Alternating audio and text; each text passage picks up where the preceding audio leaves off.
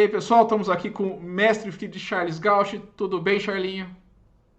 Tudo bem, Felipe? Uma honra aí conversar com o amigo.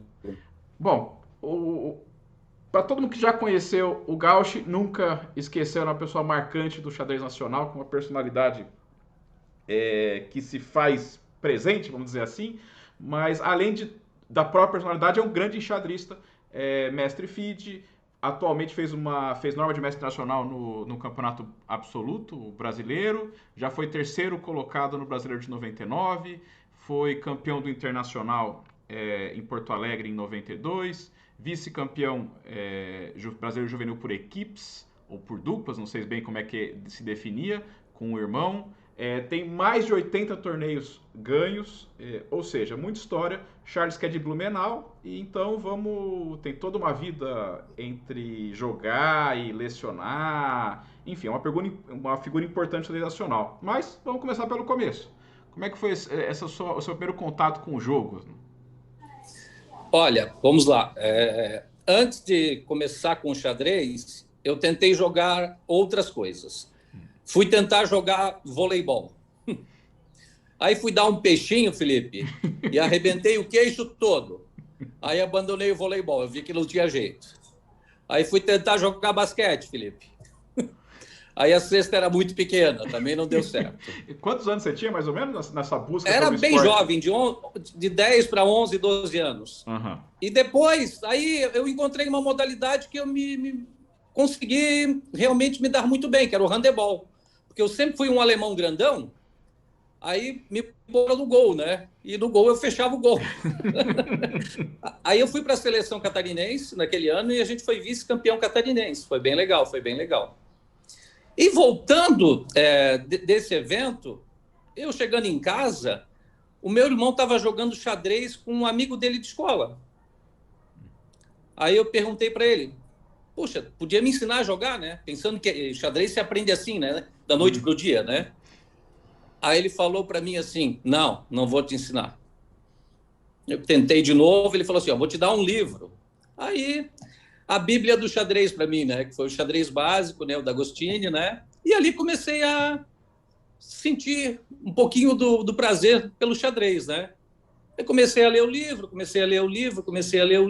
e chegava em casa depois das aulas que eu estudava de manhã, e estudando. E ali eu já tinha de 13 para 14 anos. Aí, naquele ano, eu consegui jogar uma partida com meu irmão. Ele jogou uma comigo, eu nem acreditei, né? E eu consegui jogar uma boa partida, assim. Parece que o jogo foi interessante. Ele mesmo falou, né? Eu não conhecia nada, né? Uhum. E aí jogamos outra, e 2 meses depois teve o estadual em Blumenau, sub-14. Aí ele falou, eu vou te inscrever para jogar esse estadual. E foi meu primeiro torneio e eu ganhei o estadual sub-14, com 6 meses de xadrez, 6, 7 meses de xadrez. E só tinha jogado com o seu irmão? Só com o meu irmão. Meu irmão foi um forte jogador catarinense, chegou próximo de 2.000 de rate na época, foi campeão estadual. Então, ele tinha uma boa noção de xadrez, né? Então, ele não me deu aula, mas me deu o livro-chave, que foi o xadrez básico, né? E ali eu continuei, né? Daí eu comprei aqueles volumes do Grau, os 4 volumes do Grau, que me indicaram, falaram que era muito bom. Fui passando o trabalho para ler aquele espanhol lá todo torto, mas fui me virando. E fui melhorando. Com 16 para 17 anos, eu joguei a minha primeira final de estadual adulto, então eu já estava realmente melhorando, né? E também, outra coisa importante, que eu ganhei todos os estaduais das categorias que eu joguei. Eu joguei o último ano desse sub-14, eu fui campeão, né? Depois eu ganhei o 15 e o 16, que era o cadete, o 17 e 18, que era o infanto juvenil, e os 2 juvenis também, né? Então, foi meteórico ali o começo, né?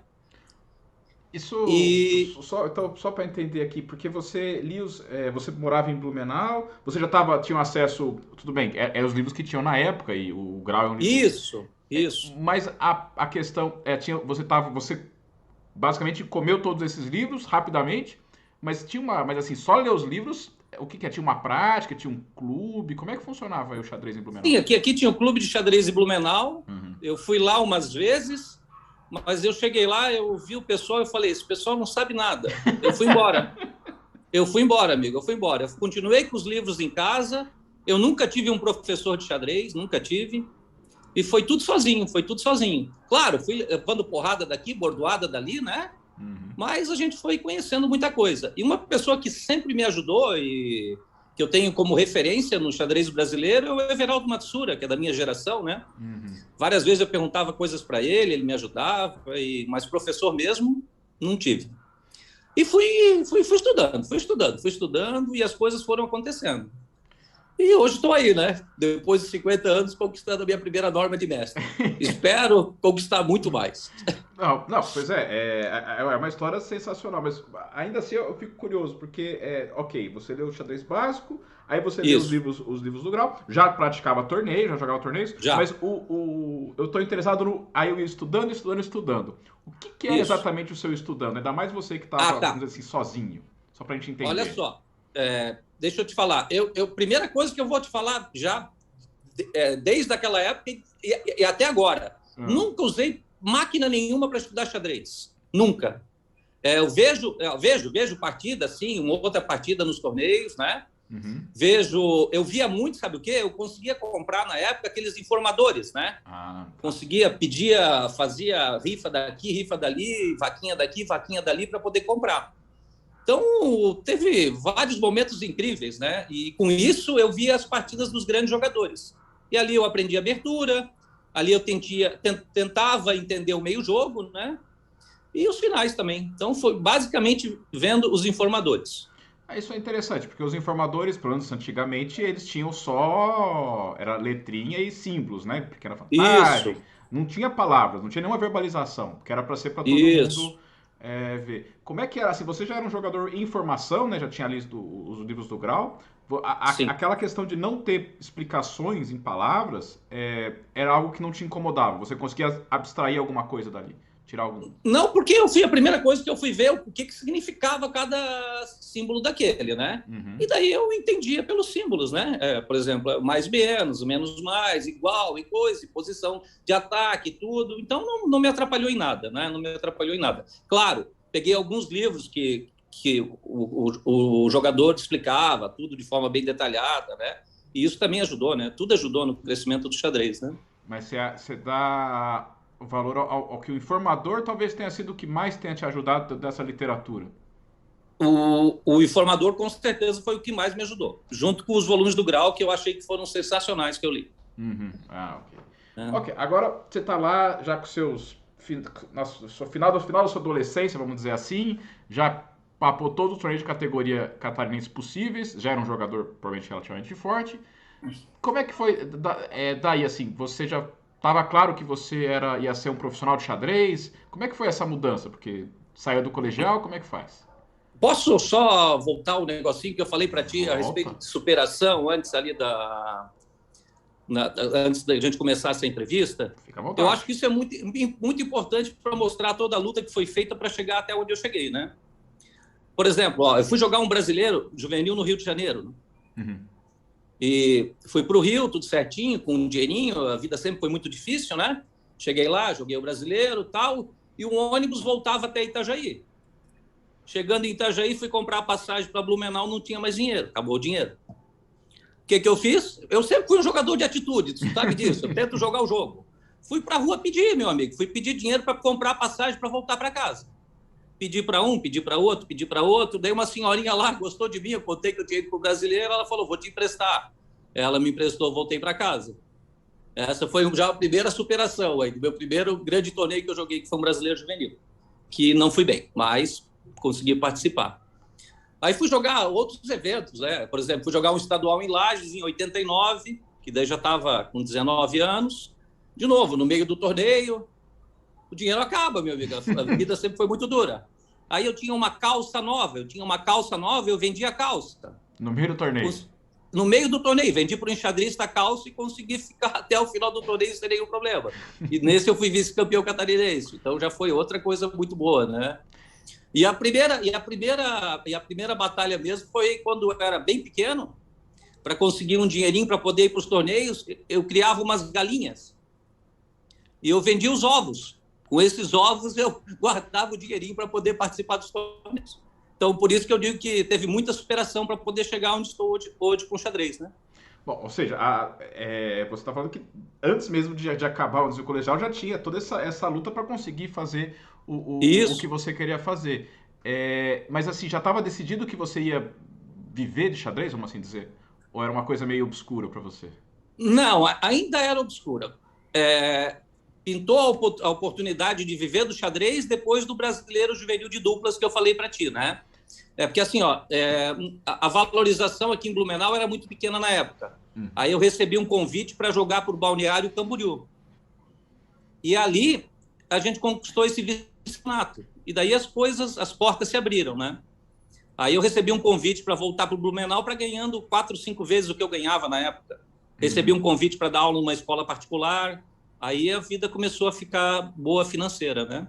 E ali realmente eu falei assim, ó, é disso que eu quero viver. Eu adoro esse jogo, eu sou apaixonado pelo xadrez. Que nem teve um pai que falou para mim, que eu quase dei no meio, né? O cara falou que xadrez é igual baralho, né? Aí tive que... É brincadeira, né? O cara não tem noção nenhuma do que é o xadrez, né? A grandeza do xadrez, né? Xadrez é esporte, xadrez é arte, xadrez é cultura, xadrez é ciência.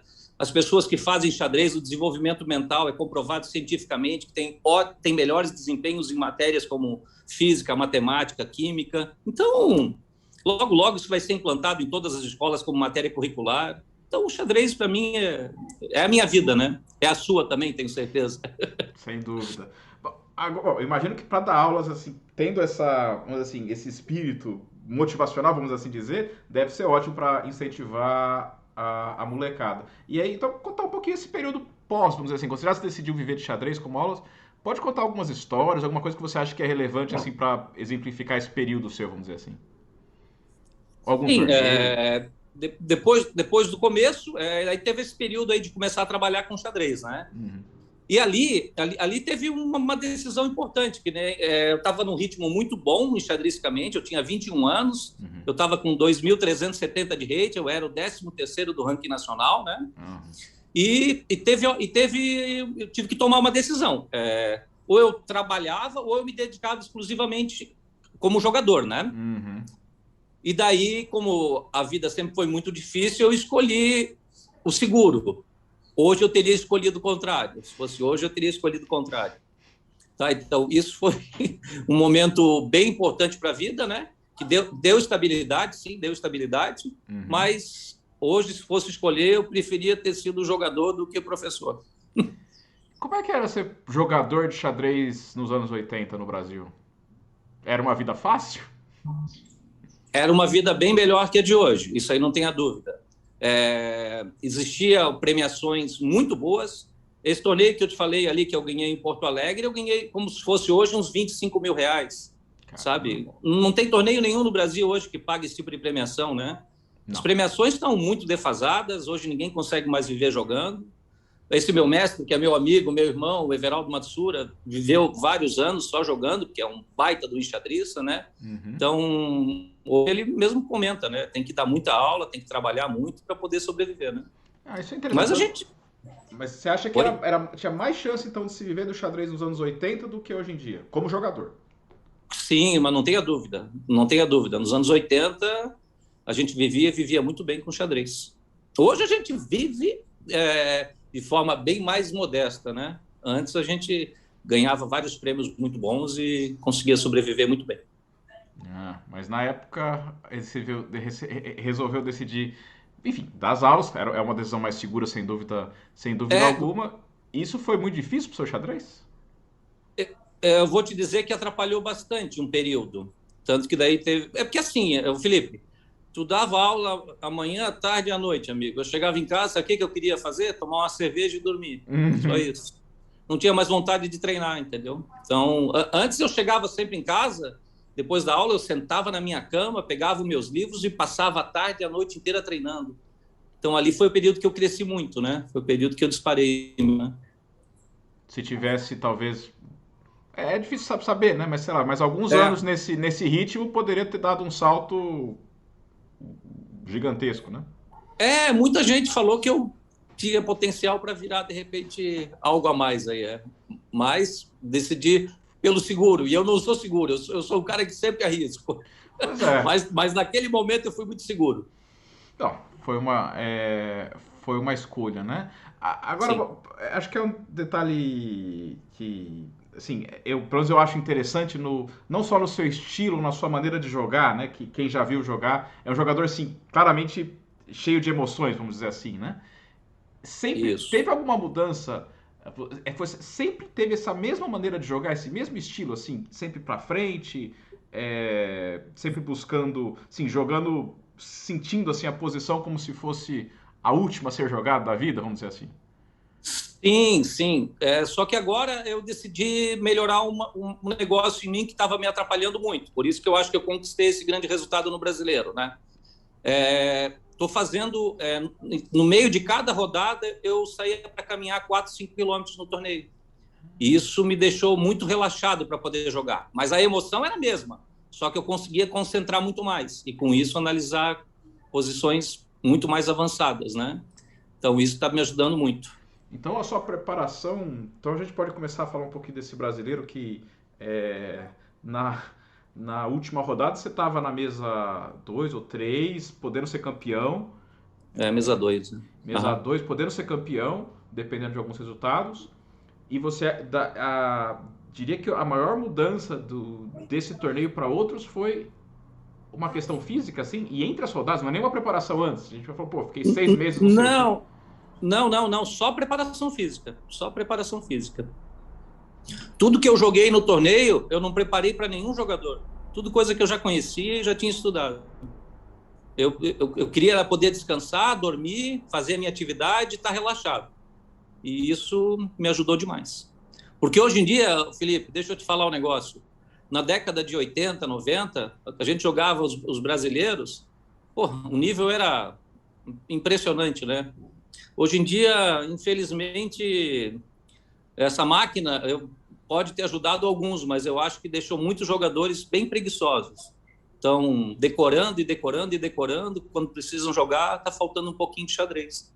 Então, isso eu acho que está prejudicando essa nova geração aí do xadrez brasileiro.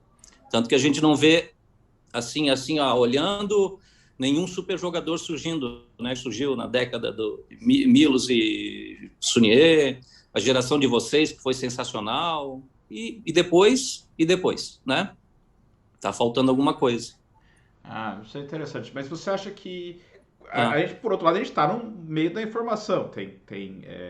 Vai ter canais no YouTube, tem o próprio computador, né? Os sim. Stockfish da vida.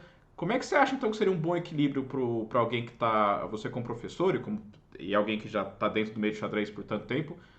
Como é que faz uso a melhor maneira de fazer uso do computador hoje em dia? O negócio é deixar de lado mesmo, pegar o livrinho e.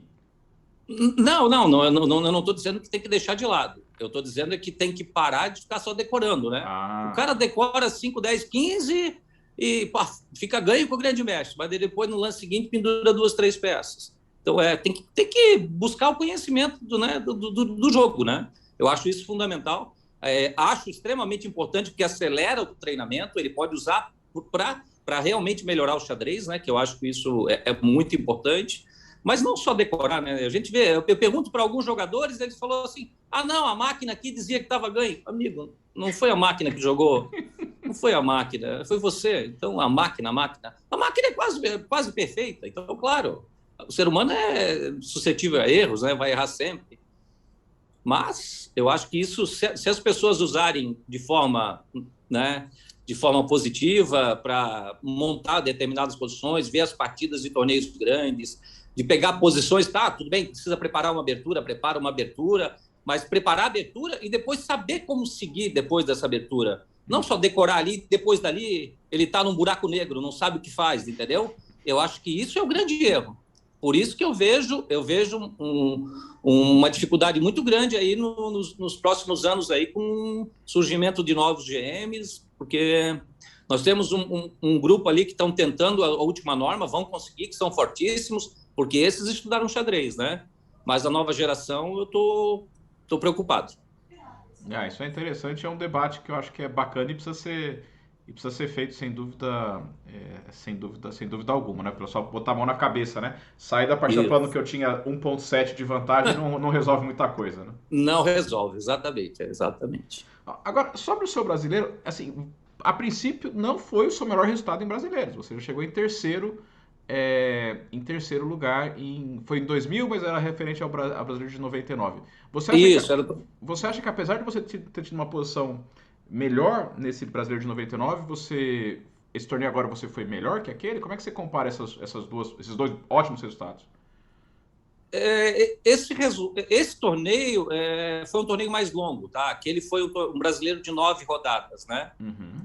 Então, esse torneio eu peguei 5 mestres internacionais, um mestre free e 3 grandes mestres, né? Naquele não, naquele eu tinha pego o Everaldo Matsura, que era grande mestre, o Giovanni Vescov e mais alguns mestres ali, que era o Peliquian. Teve outros mestres, agora que eu não estou recordando. Rodrigo Desconze, eu acho que foi. Não lembro agora os outros jogadores. Esse torneio foi muito mais forte, muito mais forte, muito mais forte. Mas eu achei momentos diferentes, né? Naquela época eu tinha 30, hoje eu tenho 50. Naquela época eu entendia de uma forma o xadrez, hoje eu entendo de outra forma. Tudo mudou, tudo mudou. Mas eu acho que foram 2 torneios muito difíceis, mas esse foi bem mais difícil, bem mais difícil. Certo. Isso é um negócio da forma, né? Porque você, por uma carreira tão longa, você teve resultados excepcionais, mas obviamente, como qualquer outro ser humano, teve resultados abaixo do que você esperava, né? Você sabe entender. Porque esse torneio brasileiro agora você está falando que você foi muito bem essa questão física. Nos torneios passados, ficava claro para você, pô, esse torneio eu fui mal claramente porque eu fiz uma coisa específica errada, ou tinha uma questão meio aleatória? Eu falo por mim mesmo, eu às vezes não consigo entender porque que eu vou bem ou mal num torneio. Para mim não é claro, parece que eu fiz a mesma coisa do anterior e um deu certo e o outro não. 80%, no meu entender, é a minha ansiedade. Se eu conseguisse controlar a minha ansiedade, de repente eu estava num ritmo bem mais competitivo. Ansiedade, eu acho que atrapalha muito, muito o xadrez. E eu sou muito ansioso. Por isso que a caminhada me deixou muito bem, né? E consegui esse bom resultado aí. Isso é sensacional, ou seja, é algo muito seu, de algumas pessoas que são mais ansiosas. Não, e o legal do brasileiro, por exemplo, eu não perdi nenhuma partida de pretas. Impressionante como eu joguei boas posições de pretas, sabe? Resultados expressivos de pretas, né? Ou seja, sobrevivendo à abertura contra a geração Fritz. Isso, exatamente, exatamente, exatamente. Isso é bacana. E essa questão da energia eu acho curioso. Tem uma história do Timan, né? Que o Timan falavam pra ele que ele tinha que fazer caminhadas e não sei o que lá pra conseguir ter mais energia nas partidas. Ele fez exatamente o que você falou. Aí ele falou que ele chegava nas partidas, ele tinha tanta energia, mas tanta energia que ele não tinha paciência pra jogar, jogava rápido e foi super mal, né? Então Sim. é interessante como realmente a questão de se conhecer, né? O que você deve fazer. Aí mais uma lição que eu aprendi com o meu mestre, né? O meu mestre é o Everaldo, né? Ele falou assim, Charlinho, vai para a caminhada, isso vai te ajudar. Eu era teimoso, a gente já disse que a maioria é tudo teimoso, né? Aí, rapaz, daí teve um outro torneio que eu fiz isso também e fui muito bem. Aí eu falei, opa, aí eu joguei. E outra coisa importante que eu quero falar, por que também eu cheguei tão bem nesse brasileiro, né? Diga lá. É assim, há um mês atrás, como o meu rate caiu muito, eu joguei o torneio Sub-2 e 200 em Florianópolis. E ali, eu fiz 5 em 6, mas me arrastando, rapaz, me arrastando, sabe? Fiquei em segundo, mas me arrastando. Aí, na semana seguinte, a gente teve os Joguinhos Abertos, que é a categoria Sub-19, né? Uhum. Porque hoje eu trabalho em Timbó com o Marlon, um baita de um profissional lá de Timbó.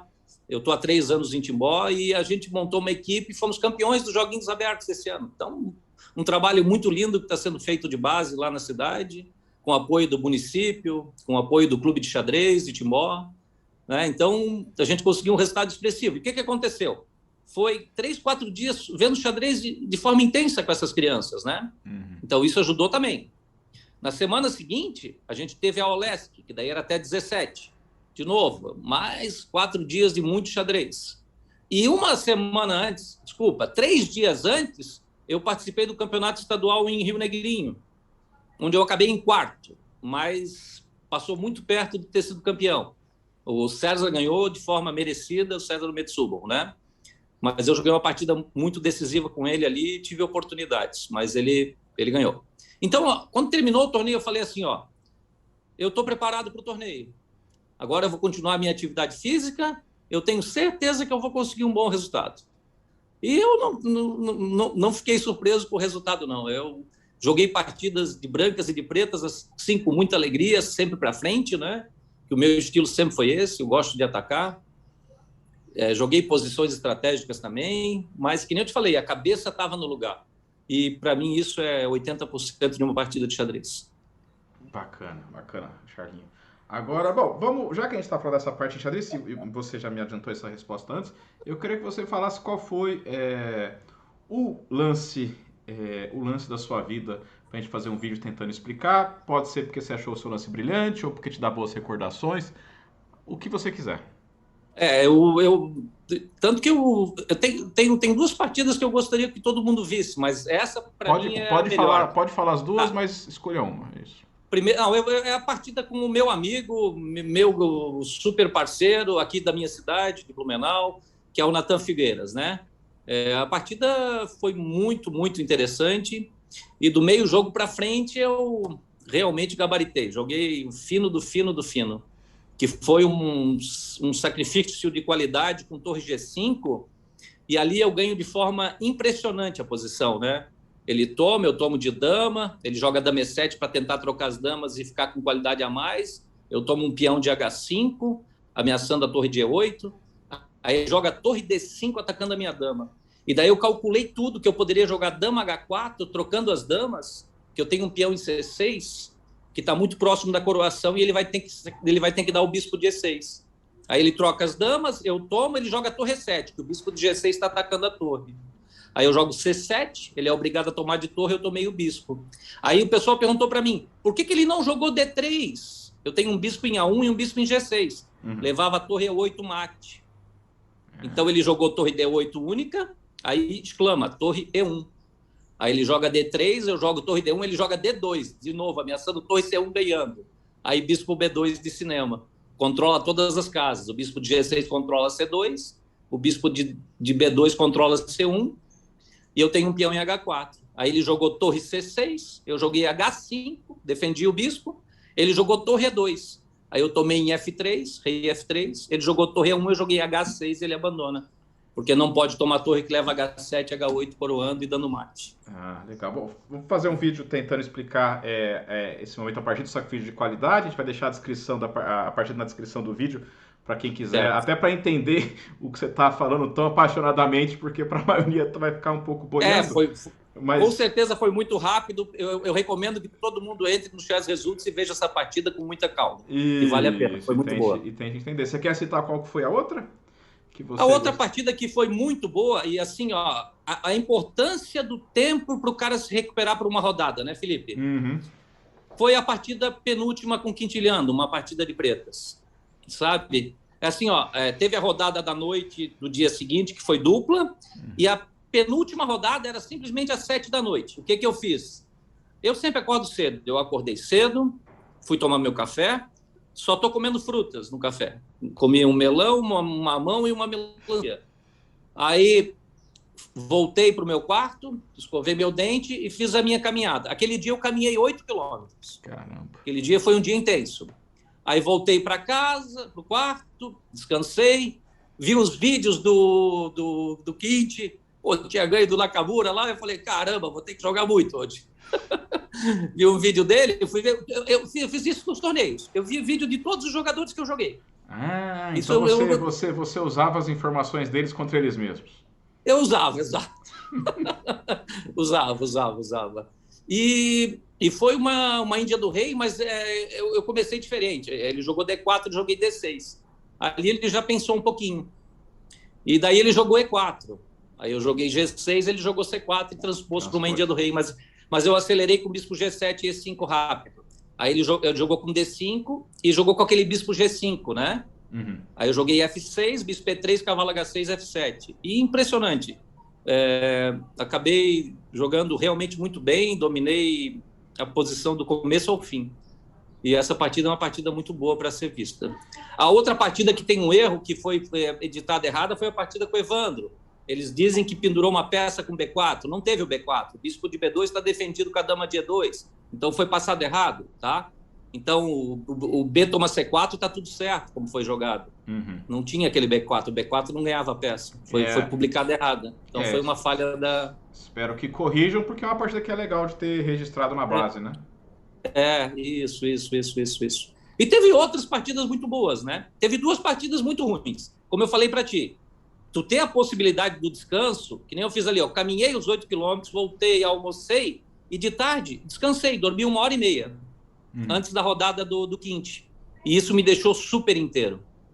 Aí o que aconteceu? Terminou a rodada, primeiro, por ser um brasileiro, eu acho que é o único pecado, né, que foi feito. Porque o resto foi perfeito. Organização impecável, arbitragem impecável, local muito bom, sabe? Tudo muito bom. Aí terminou a rodada, 1 e pouco da manhã, até sair o parcelamento, até tu poder deitar e dormir, né? Isso foi quase 2, 3 da manhã. E a rodada seguinte, que era muito cedo. Aí faltou energia para a última rodada. Mas tudo bem, faz parte. Não, se fosse no período da tarde, teria muito mais tempo de se recuperar para estar mais inteiro para a rodada, né? Mas não tira o mérito da vitória do Darcy. Darcy jogou muito bem e eu não joguei nada. Perfeito. Bom, enfim, eu sei que tem muito assunto para falar, mas o que eu acho legal que você dê esse enfoque no brasileiro, de novo, só vale a pena registrar, uma norma de mestre internacional, foi a primeira norma, correto? Foi a primeira, fiquei meio ponto da norma de GM, né? Se tivesse meio ponto a mais, faria a norma de GM. Eu já tinha ficado a meio ponto de 2 normas de mestre internacional. E agora chegou. E, que nem te falei, no Floripa Open vou caminhar de novo 8 quilômetros, espero fazer a segunda e vamos embora. Bom, o método, cada um tem seu método hoje em dia, então esse é o método Everaldo, né? O método Everaldo esse é o método do meu mestre. Esse cara me ajudou muito. Muito é um cara que eu gosto muito aí.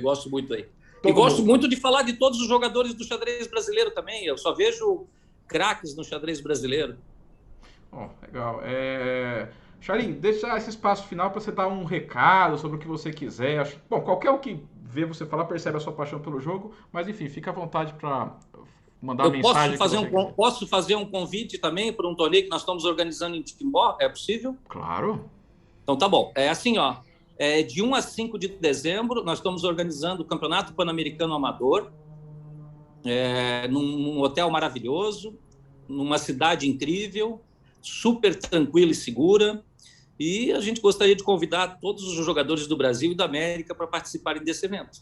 Então vai ser um evento muito bem organizado, vamos contratar a melhor arbitragem, o local de jogos é excelente, o nosso responsável pelo evento, Marlon, é um cara excepcional, é um cara que está sempre lutando, batalhando. Ele era do futebol e entrou no xadrez, se apaixonou. Eu era do handebol, entrei no xadrez, me apaixonei. Então, né, a gente acaba encontrando o nosso caminho, com certeza, né? Então, é dizer para todos, né, que usem a máquina, usem sim, com certeza, mas tente pegar os livrinhos, dar uma olhada, estudar xadrez com o Felipe, que para mim é um dos melhores jogadores posicionais desse país, junto com Jaime Sunier e Rafael Leitão. Se quiser aprender tática, pega coisa de Fier, de Iago Santiago, e Giovanni Vescov.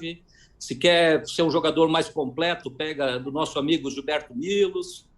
Para mim, tirando o Mequinho, foi um dos super gênios do xadrez brasileiro.